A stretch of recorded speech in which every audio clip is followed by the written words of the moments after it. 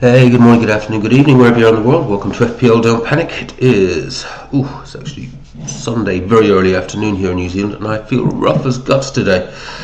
Must be something in the air in New Zealand. Just before I got up, was listening to Trigger Talks FPL. Apparently, he was out of a rave last night. Go the oldies. But I wasn't out on a rave in my case. Just been up all night with a screaming headache. Yeah.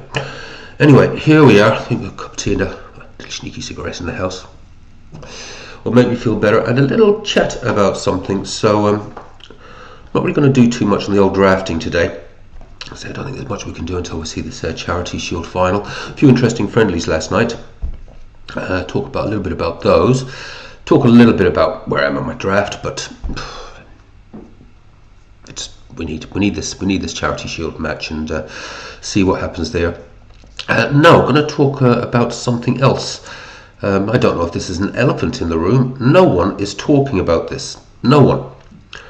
And I actually noticed it about a week ago. And I thought, oh, that's unusual. I thought surely someone's going to say something.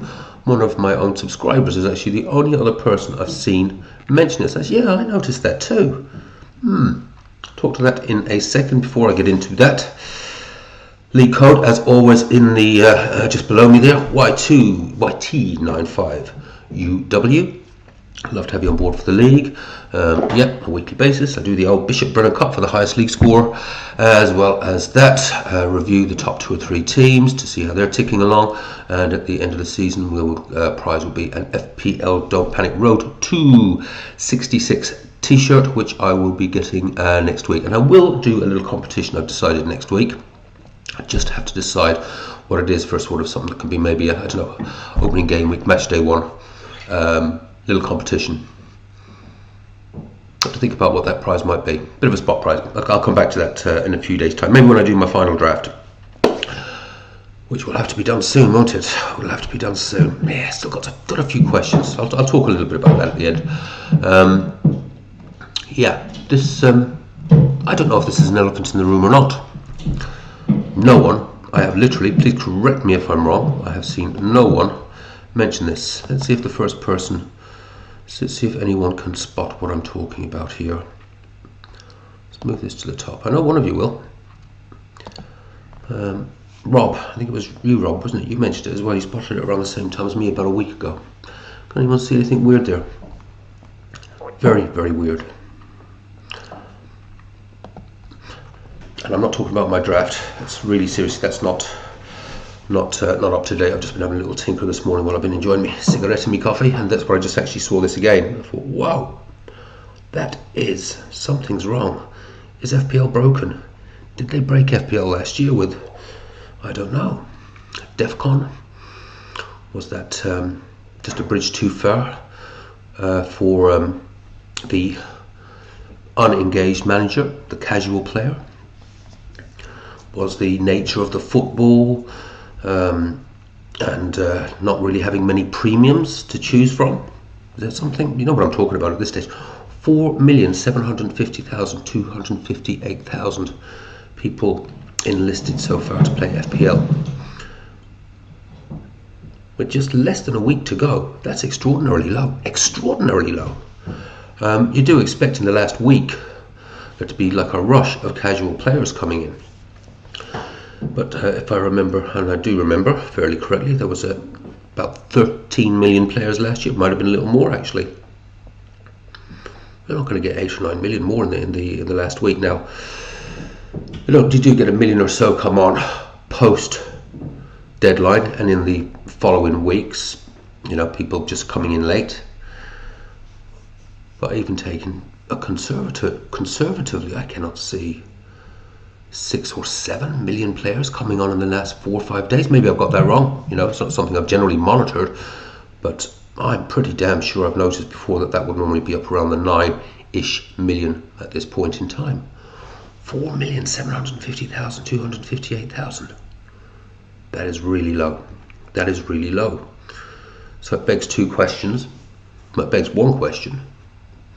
Changes the nature of the game a lot if we're only going to have about 6 or 7 million players. it changes it a lot, because one would imagine that mainly the players that are in there at the moment are engaged managers. It's quite often, a casual player will, casual players tend to do very, very well in the opening weeks of the season, I've generally noticed, because they are sort of the chip blowers. They are actually full of differentials. They certainly don't go template, or a lot of them don't. Monitor that. That's really, really interesting. If it is down to, I don't know, what would you expect to come on board? Even if it hits 10 million, that is still extraordinarily low.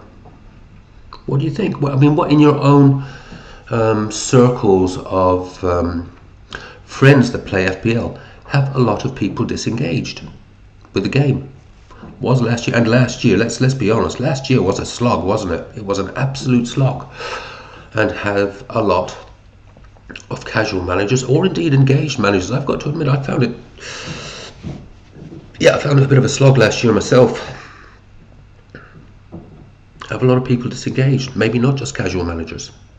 Did you think about giving it up this year? It crossed my mind, I have to admit, but I thought, nah, as soon as the season was over, I was itching to go again.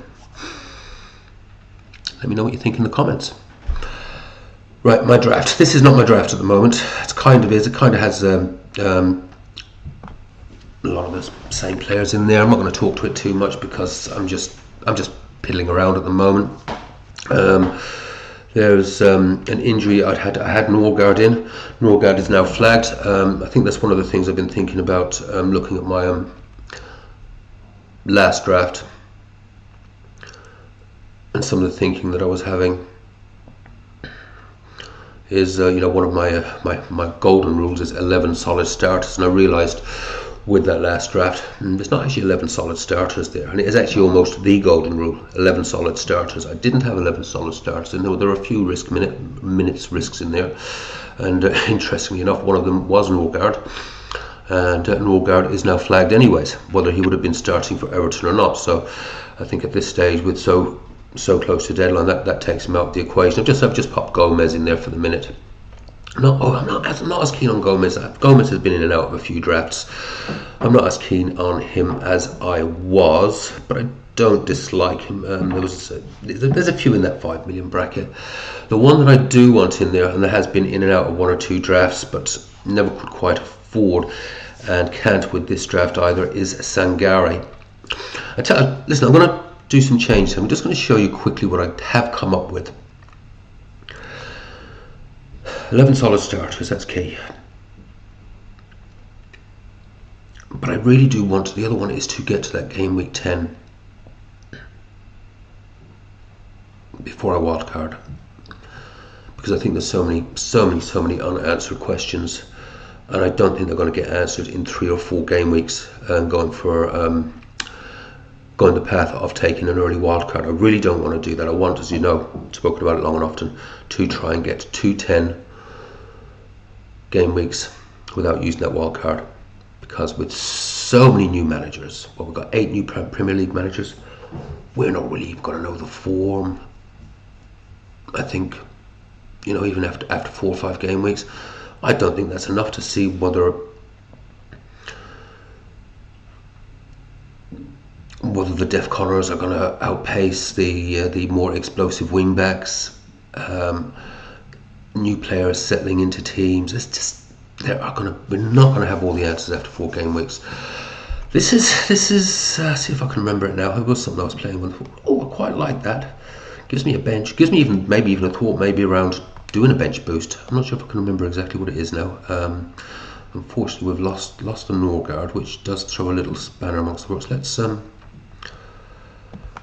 see if I can do this. Okay, let's address one of the things with this particular draft. It is a little bit different to what I had up the other day. I was talking about like that 50-50 decision, that I actually do quite like this draft, to be honest with you. It actually would see me through 2 or 3 game weeks without needing to take a transfer.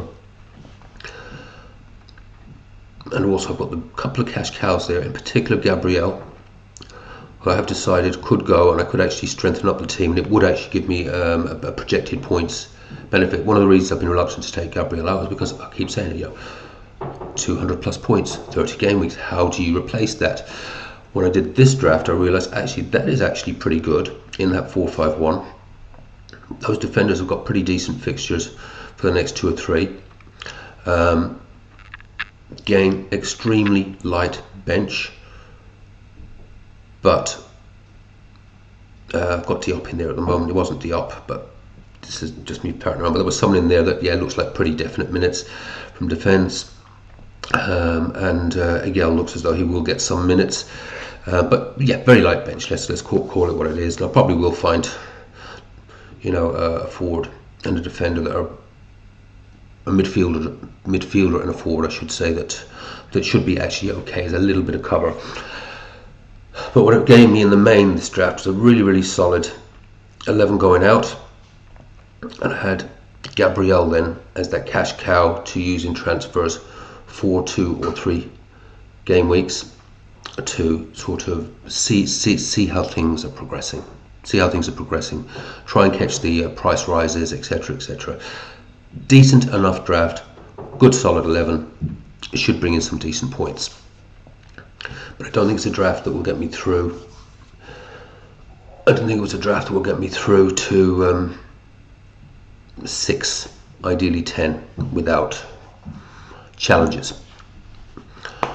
So I just started having a tinker. I'm not saying this is the draft at the moment, but it was. All right, let's bite the bullet here. Take my Gabriel comfort blanket out, and we do something like that. And we do good Calafiori, who I do think will be reasonably locked in for the first couple of game weeks, and he is explosive, and he might just match Gabriel. All of a sudden, I've got 2.5 million there. What could I do with that 2.5 million?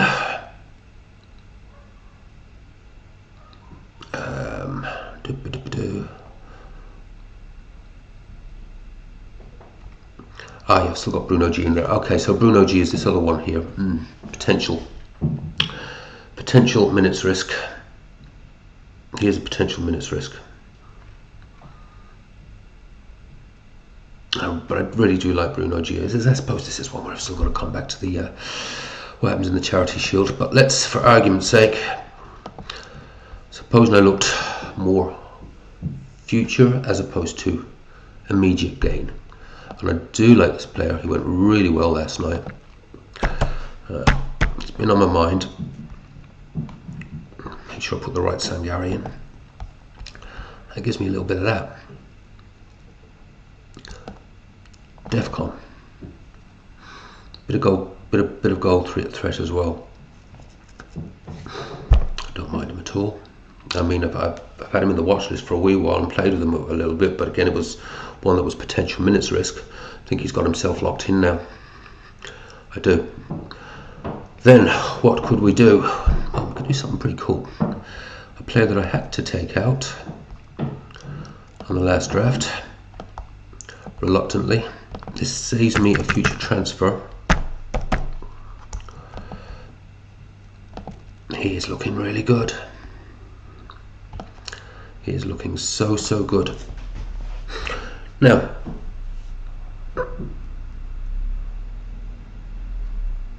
I think that is looking pretty. I actually do think that's actually starting to take good shape. It gives me some really good options as well. Then we could now.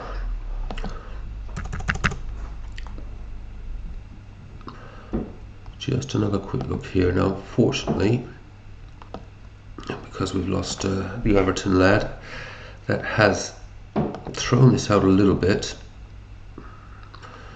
But we could look at there's a few options here we could look at, isn't there? Can I get no? I can't get to Anderson. Wouldn't want Anderson anyways.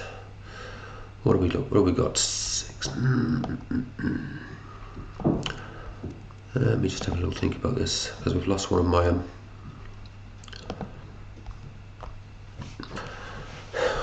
one of the Leeds lads, Xhaka. I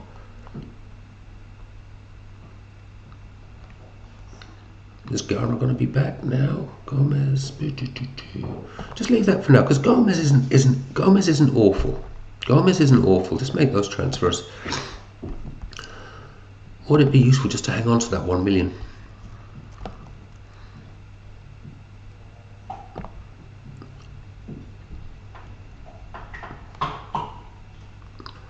So, right, so we've got really good sort of moving between the 4-5-1 or a 4-4-2. Yeah, maybe just use it there. Maybe just use it on that bench. It's just creating a better squad, isn't it? It's just creating a better squad. I won't go any further with this. I'm just tinkering at the moment, in all honesty.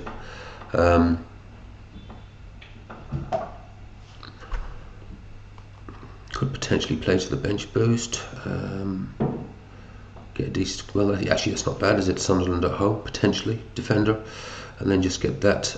Get Deston up to someone. Don't worry about Dubravka. I could play for the bench boost. I don't want to actually. I think I'd actually rather go with something like this. Who would I bench? I think I'd play. I think I just. There you go. I've got some.